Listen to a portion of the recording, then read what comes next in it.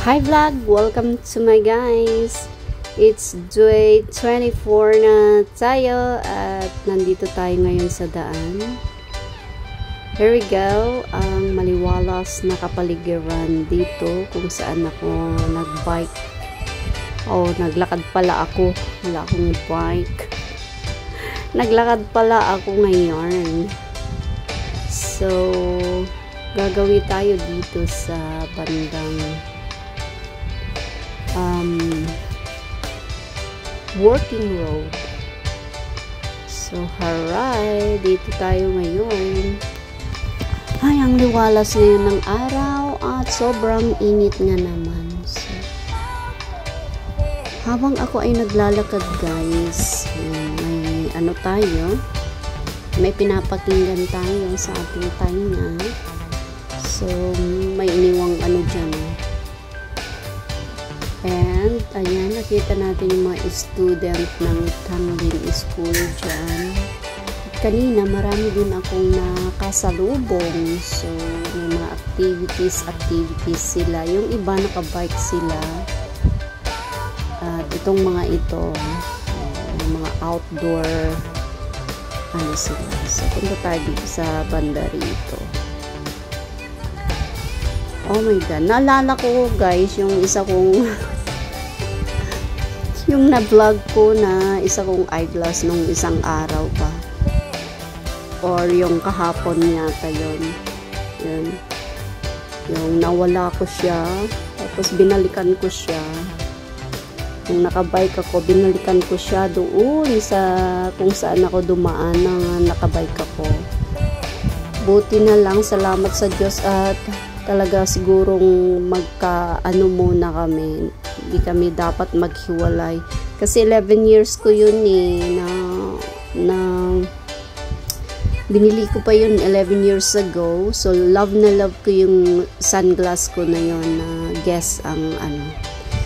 So, yung gamit ko ngayon na sunglass is as another brand as well. So, ito naman talaga ang ginagamit ko for my pag naglalakad-lakad ba ako. So, ito dapat yung ginagamit ko kasi ang ganda ng kulay niya. Tsaka tamang-tama lang sa mata ko kasi hindi siya malaki, hindi rin siya maliit. So, gusto ko talaga siya. So, nagawin tayo dito guys. Kung saan dito ako dumaan kahapon, dito ko hinanap yung sunglass ko. So, dito ko nga nawala doon sa banda roon. So, madadaanan natin mamaya kung saan ko nawala yung sunglass ko kahapon. Kaya, yun na yung palatandaan talaga guys na kailangan pag-ingatan ko ang aking mga gamit. Ayan, daan tayo dito guys. May mga malalaking bahay din dito. Ayun, mga old houses dito. Renovate nila. So, parang ganyan yung type of house namin. So, ito yung main road dyan. At yun yung bus stop. So, dyan ko na makita yung aking sunglass dyan sa tabi dyan. So, thanks God dahil hindi talaga hinahintulutan ni Lord na maghiwalay kami ng aking sunglass. Ito guys, matagal na tong ano na to. Nakaparada dyan yung car na yun.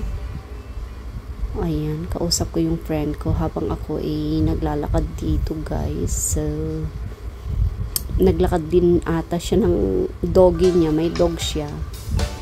Parang tanga lang, kinakausap niya lagi yung dog niya, na parang tao lang yung dog niya pag kinakausap niya yung dog niya. Oh my God, sabi ko sa kanya huwag siyang magpalaway sa dog kasi may rabies ang dog, diba? Dapat hindi siya nagpapalaway sa dog. So, ito yung friend ko na Myanmar ang kanyang asawa at hiwalay na sila for 7 years ago na yata, nahiwalay sila. So, yung asawa niya nasa Myanmar. Siya nandito sa SG. So, nakilala ko siya mga year ago na siya. So, bagong friend pa lang siya sa akin. Pinakilala siya ng aking BFF dito na si Grace. Wala siya online kasi busy nga siya. Supposed to be 3 kami yan mag-uusap, maritesan namin sa buhay. So ayan, nandun din siya sa mall.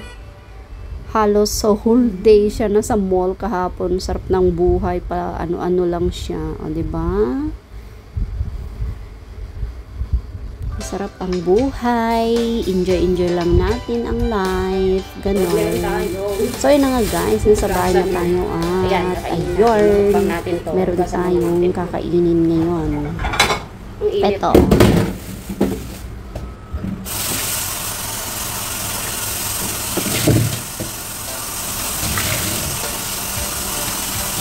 Ayan, gumawi tayo doon sa shop. Hindi na ako nag-deliver rin. Nakauwi na ako at dami kong labada itaas. Nag-unwind muna tayo, naglakad ng 1.5 hours. So, grabe yung init. Ay! Ang grabe. Ay! Thank you so much. It's day 24 na tayo guys. So, ayan guys, nagpumukbang na tayo. Ito na yung inutasan natin. So, kaya kainin natin para mahal gulo man. Tamis.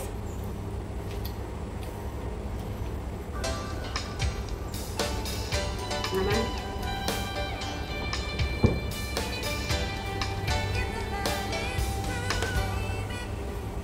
Aray ko. Ay, may init.